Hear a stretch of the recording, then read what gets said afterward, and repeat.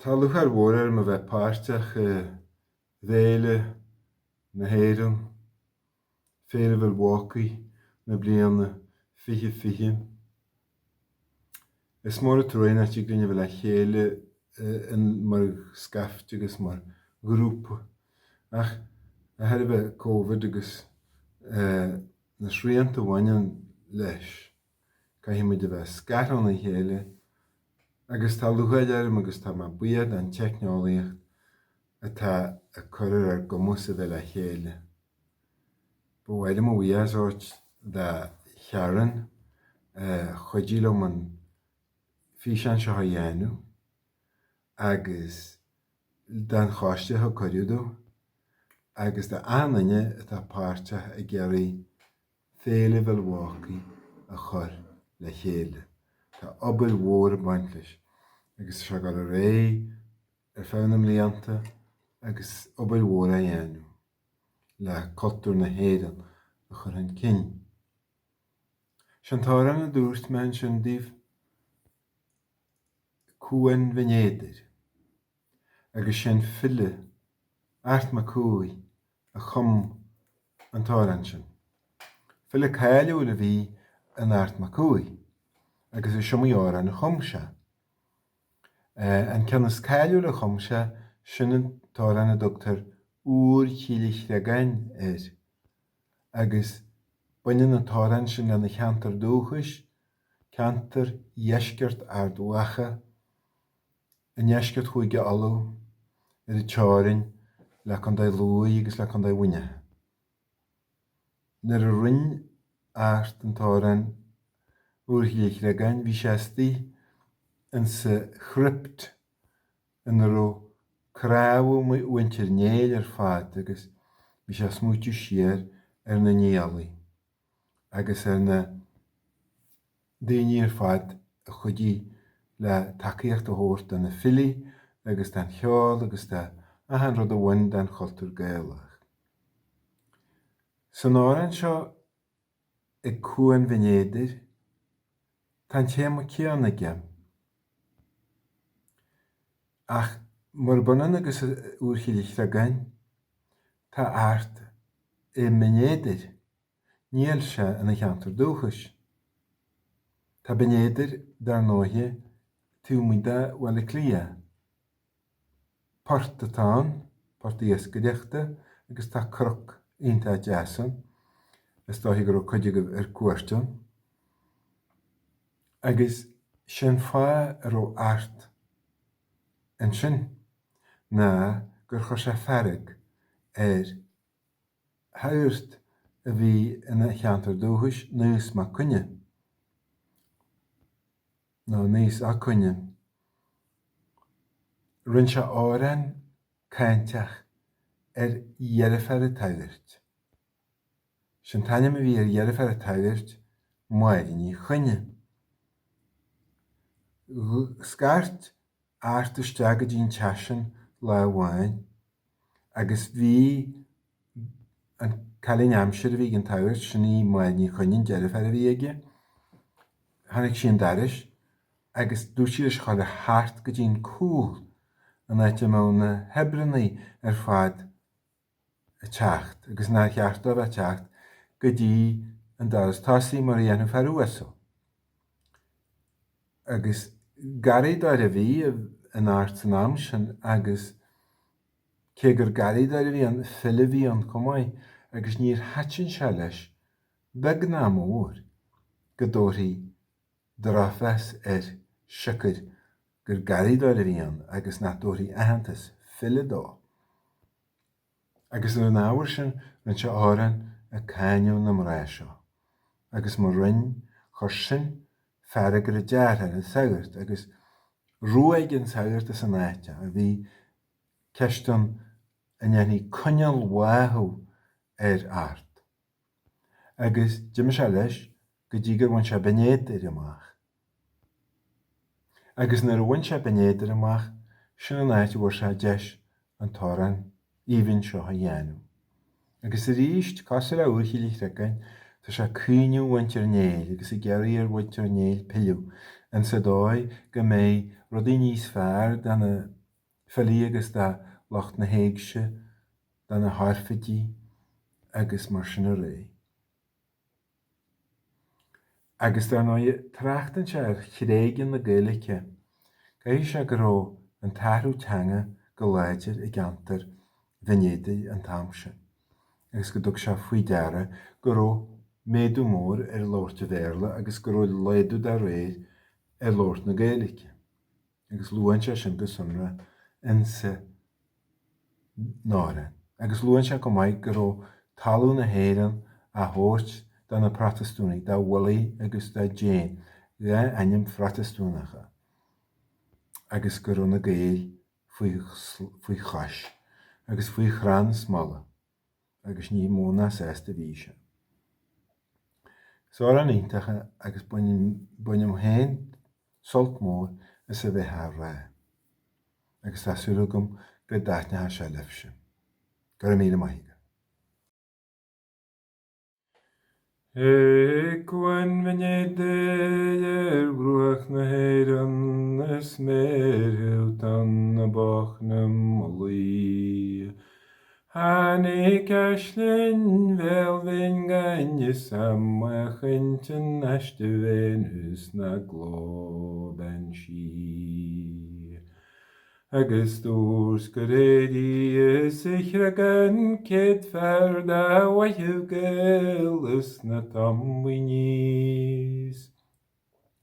Sgur ó síl nélan na mehef syr sa fáu a géilú di fan ár sa muin. Ryd meléhe go glóiste syr chlunstin réimheart na cógi hís.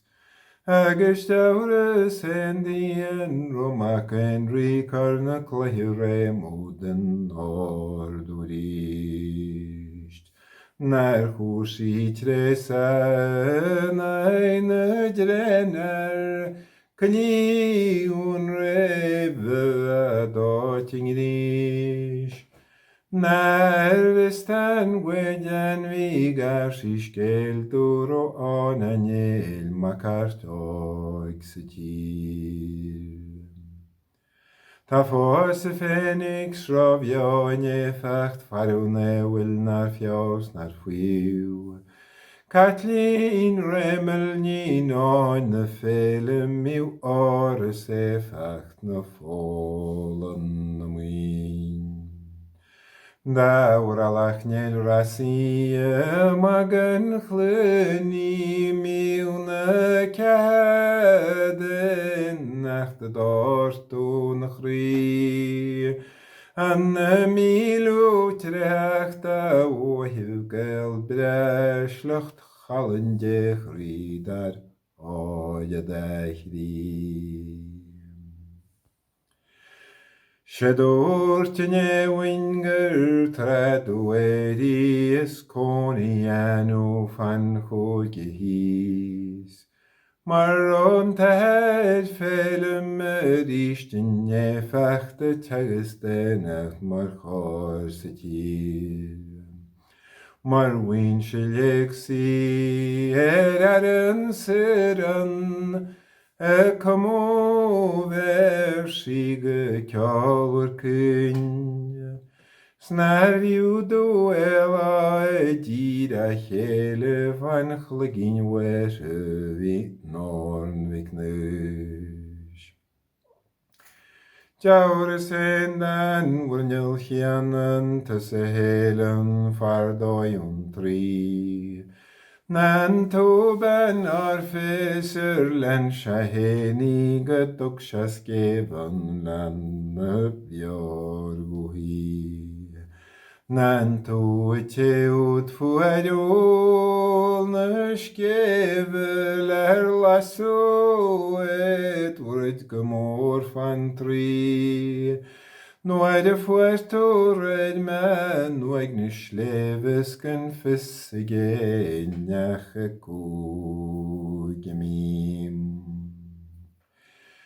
Ni mysienach dan wandal chian y fi sialgan leni ysgolfig ffriem. Ach ben en geltast eich revelicious vi shallene facht de gon sich di. Ler calw cyd ferda waif gylbre van achrym sled as van wan lebri. Stan gedi on ranklesh gel gol artanel tacht godist. Tam chris repon vile ket chudes balsam heni ajum fien. Noir chronne mugale ke ligat regen agus cashmert verle mjogachun. Walishten glakoleg sier oiveren an narwelkun. Snarri aurum skelle se frager jevam thou art a papist I know not thee. Kilisham henes chaluchian Marian who clede o shall nalui. Namarashin fen lag vi tasteleden trak halunen weiche morgan namim. Nat ver hiu kreke vaune fele Marnjan in kelies koni fuiv.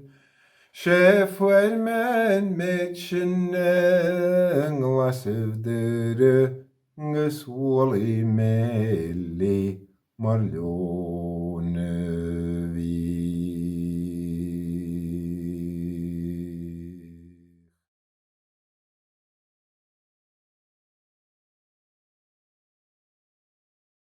Kevin Barry is joining me to talk about the Kerry Group Irish Novel of the Year nominated Nightboat to Tangier. Kevin, how are you and where are you?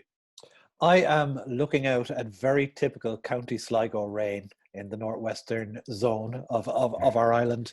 A kind of a typical high summer day of grey clouds and incessant rain and a wonderful 13 degrees Celsius. So it's high summer here in County Sligo. Yeah, because I don't want people to think we're in completely different countries. We're in the same country, and there's loads of cloud outside, and it's lashing here as well. I'm just in front of a bigger window than you are. that explains it. You're more well lit today. I need it on some days. Kevin, tell me first of all, maybe very quickly before we talk about the book, about the last 4 months and about how that's maybe affected your work, if at all. Yeah, I guess. I think lockdown is a very different experience in rural places and in urban places. In the countryside here, the texture of the day isn't very different. I'm looking out at the same fields and the same lake and the same little green hills that I usually look out on. I'm a writer, so I work from home. So that's not affected. Definitely the first couple of weeks of it, I was pretty distracted.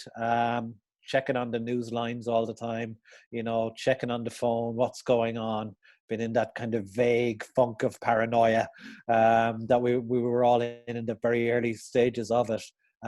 Slowly settled a bit and I've been working away, have been showing up and going to the desk. I think definitely the work will be affected in kind of sidelong, bleak ways. What comes out at the far end, even if you're not writing directly about coronavirus or if you're not writing directly sort of pandemic dystopias. So it's funny for someone who has written dystopias in my day, when they're great fun to write, and then when you suddenly land in the middle of them, you think, oh God, maybe this isn't so much fun after all. Yeah, you can't close the book and just put it away at the end of the afternoon. No, I get that. Okay, maybe just to begin then, for those people who haven't yet read Nightboat to Tangier, tell us a little bit about the story. Tell us who we're with and tell us where we are. Yeah, the novel opens in the port of Algeciras in the south of Spain, where the ferries depart for Morocco, for Tangier. We find two Irishmen there, two men from the city of Cork, from the beautiful city of Cork. They're not the nicest characters in lots of ways. They're not the most pleasant and decent chaps. They're old drug smugglers. They're gangsters, kind of on their wane. They're in their early 50s. The glory days are past. One of their daughters has been missing for a few years. They've heard she's about to pass through Algeciras on her way to North Africa, so they're kind of staking the place out. That's the starting point for it. From there, the book's trajectory is very much into the past. It kind of tries to explain to us who these two gents are, how they've wound up in this dreadful condition that they're in, and we go into a little bit then about who this girl is, who this girl Dilly is, and her mother Cynthia, who we discover quickly enough in the novel was a lady who was kind of caught between these two men, and so it's a love triangle story essentially. It's a story about male friendship, about fraternity, about the way we're all unable to step out of the shadow of our own family past. Above all, I guess it's a portrait of a very strange little extended family. I love the idea, and I've heard you speak about this before, about Charlie and Morris, about how they're not new to you. They've been knocking around for years in one form or another. They've stuck their heads in a few places, and you've just said, no, you're not quite right for this. Maybe tell us a little bit about how long these two guys have been in your head. Yeah, like they're large characters. They're very talkative. They have plenty to say, and they were showing up for ages in the shed out the back here where I work. Initially, they were trying to barge their way into short stories. I'm very often trying to write a short story. Whenever a story was starting to flag, these two talkative and quite stylish old Cork gangsters would show up and try to make their way into the story and would immediately destroy it because they were too large for it. Mm-hmm. I eventually discovered I had to tell their own story, try to figure out who they were, that these weren't just bit players, that these just weren't sort of character actors showing up. I tried it in the first instance as a play. I spent a few weeks trying to write them in a play version of Morris and Charlie, but very quickly the story, as I mentioned, sort of went in this trajectory into the past, and I kind of knew it had to be a novel initially, that it needed the space and the lovely freedom a novel gives you. The great thing about a novel, it's such a good tool. It's like a hammer. It's unimprovable. You know, it can do anything. It can go in any direction, past, forwards, into the future, stay in the present moment. All you need to do is capture the reader and keep her on the line, sentence by sentence and page by page, and they'll forgive you anything if the sentences are good enough and if the pages are good enough. Yeah. Tell me as well, maybe a little bit about Spain's part in this, because you've been going to Spain for a long time, yeah, and then it starts to influence maybe these guys and then where you end up setting them. Yeah, I mean the natural light, as you can see from my gloomy cave in County Sligo, is pinched enough at the best of times in the northwest of Ireland. In winter, it gets very dank and very dark. And for more than 20 years now, I've been escaping to Spain for a little while, around January, February, March kind of time. Some years just for a few days, sometimes for a few weeks, a couple of months if I can afford it. I'm just kind of drifting around those southern Spanish Andalusian cities. And I guess over the last few years, trying to figure out where's my Spain book, where's my Spain novel. I felt like I had a lot of texture to write about the place, but I couldn't figure out how to do it until I thought, what about if I take those two Cork gangsters, Morris and Charlie, and put them in Spain? I'll be away. I'll be able to get going on it then. And sometimes as a writer, when your characters find their correct terrain, when they find their stage, you're off. You know, you can hear this kind of click and you're like, okay, that's where they're supposed to be. I have the stage set for them now, and we'll just see where it goes. But I love Spain. I mean, after Ireland, it's I guess it's my favorite country. It reminds me a lot of the Ireland I grew up in the 70s and 80s. There's still a very pronounced Catholic influence in just the way the streets look and the feel of the place. You hear church bells all day. You see nuns around the place all day in a way that you don't really in Irish cities anymore. And it reminds me of being a kid in Ireland in the 70s and in the 80s. And there's something, you know, I often think my stories almost always start with a place in some ways, some kind of atmosphere that a place gives out makes me want to tell some story in response to it, to create some piece of art in response to the atmosphere or ambience of a place. You say that with Charlie and Morris and Spain, that there was just a moment where it all just kind of clicked together and you thought we might be onto a runner here. Is there a specific moment that happened to you? Do you know when that was, or do you know just that it was in and around a certain time? Actually, it was strange. In the second half of the book, the women in the story come through much more strongly. The girl Dilly, who's missing, and her late mother Cynthia. And it was funny. One morning, I was writing a very quiet scene where Dilly and Cynthia are having coffee in a cafe in Cork City, and Dilly just asks her mother, "Did you ever see them violent?" You know, and it's kind of a nothing, quiet little scene. But something happened when I wrote that scene. Sometimes it's like a tuning fork. You just hear this kind of ping, and you go, "That's it. That's the story. Now it's becoming the real thing." And you can write a few sentences or half a paragraph, and it just seems to work like a tuning fork for the whole story. Suddenly you have the kind of tune of it. You have the melody of it. And I do believe that kind of prose fiction is kind of like a disappointed musical form in lots of ways. I think lots of novelists are failed musicians and really bad singers. You know, if I often say if I could play the piano or sing a song, I'd be fine. I wouldn't have to write stories, but I can't. So I have to do these novels instead. And it's but I do think every novel worth its salt has a kind of its own inherent melody or tune, and what you're doing as a novelist is you're listening for it and you're trying to follow it along sentence by sentence. Cynthia and Dilly are crucial here. I mean, and rightly so, because they make up half of the cast of the book. But as you said yourself, I mean, they could very easily have been drowned out by the two main characters. They could have become almost sidebars. How tough was it to write them with the other two characters already almost in situ? What was very interesting about them was how different they were to write than the men, because when I was writing Morris and Charlie, there's all this kind of glorious talk and dialogue going on. But it seemed to me like Cynthia and Dilly as characters felt far more comfortable in their own skin. A lot of the whole talk with Morris and Charlie seemed to be to cover up true feeling and to hide and to mask real feeling. Like it's interesting about Irish people and talk. You know, we're great talkers and we love the sounds of our own voices. God bless us, you know, but very often we're saying very little, you know, and there's so much that's buried beneath the surface of an Irish conversation. And that's often, as a writer, as a novelist or as a dramatist, where you find the real story, in what's not been said, in what's going along just underneath the surface of all our glorious, loquacious talk. Cynthia and Dilly both felt to be much more natural in the way they presented themselves, whereas Morris and Charlie were putting on fronts and putting on airs in the way that men do often to kind of justify their whole hustle and their whole existence, you know. Interestingly, given that obviously this event is being done through the wonderful Listowel Writers Week, which didn't happen this year, and because you were shortlisted for the Kerry Group Irish Novel of the Year, but this is also happening through the Irish Fest in Milwaukee as well. How do you think that the likes of and those crucial maybe spaces in conversation, those ones that you talk about there, do you ever fear that sometimes that's something that Irish audiences will get immediately and that might not necessarily transfer to people who aren't? I don't worry about that. I think you can't be local enough in a story. That the more local your story is, the more of a chance it has to become a universal thing.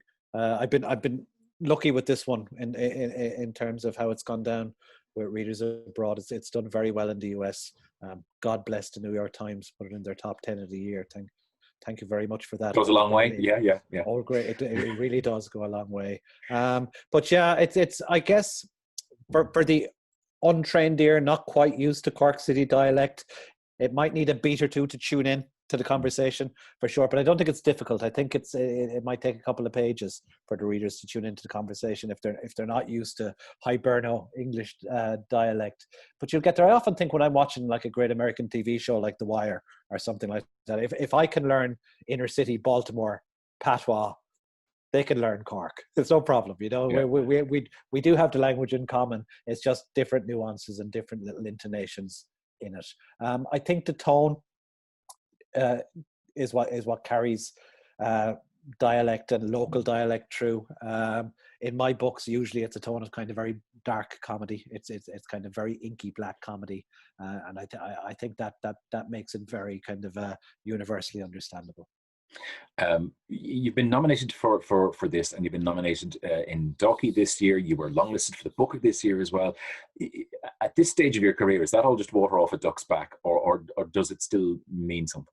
Not at all. I get a great buzz out of it. I love it. There's nothing not to love about being nominated for book prizes. It's you know, the whole thing is an awful bummer this year, the lockdown and the pandemic. It's such a shame because Listowel had a great anniversary coming up this year, and as you know yourself, Listowel is the most fun you can have at a literary festival. It's just great crack. I know that we'll make up for it next year when we get down there. It'll be a very special celebration, I'm sure. But yeah, it's always such. What I love about the Listowel Festival is that it's not just a typically literary crowd that shows up. Kind of everyone turns up. You know, everyone in the town. It's the big thing going on in the town. So everyone comes out and shows up for it. And I've been many a time over the years, and I've always had an absolute ball at the festival. Yeah, real dancing in Billy Keane's pub at 1 a.m, or else you haven't lived. That's the whole point. And later, possibly. Who knows? It is, though, and maybe just to briefly touch on this as well, it has been obviously an extraordinary year in every aspect of pretty much every life. For festivals, it has been so as well. You and I had a very brief conversation just before we started here about the amount of traveling you've done this year for festivals while only sitting in exactly the same spot you've been there. That's a strange one. It does. It brings it home. Like last year when the novel came out initially, I was on planes every other day and going around the place and thousands of miles in Ireland and in Europe and in North America. And, I was kind of roughly adding it up in my head. I've probably reached more people via Zoom from my living room this year than I did all last year with all that travel. It does make you think about how much you really do need to do all these air miles and stuff in the future. It'll definitely change the way we think. I give out about the internet a lot because it's such a distraction from writing, but it's so useful in terms of things like this. It's been such a cool thing to be able to stay connected to the kind of to the book world and to the literary community and to readers this year. It's a blessing that we've had it, Maybe tell me a little bit just before we finish about Michael Fassbender. Has he bought the rights to the book? Yeah, I'm working on the screenplay for Night Boat to Tangier as we speak. It was optioned just after the book came out. It quite naturally lends itself to a screen adaptation, I think. So watch this space. I'm busy at it. So hopefully there'll be something happening in the not too near future. And there's other stuff happening in the not too near future as well, in that, you will have another book out this year. You will have a collection of short stories coming out later on in the year. Tell me a little bit about that Old Country Music.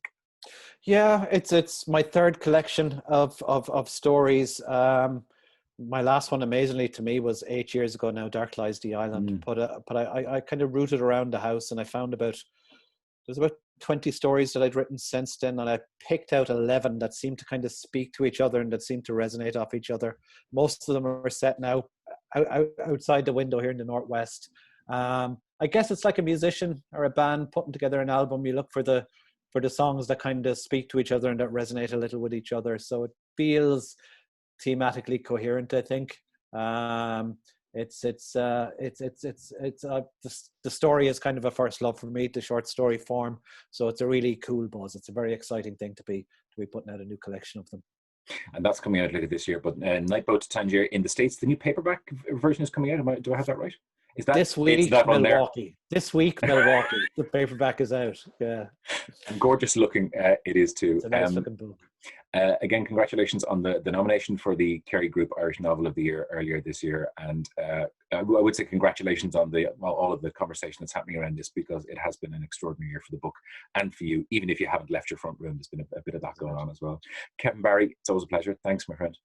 Thanks a million, Rick. Pleasure. Cheers.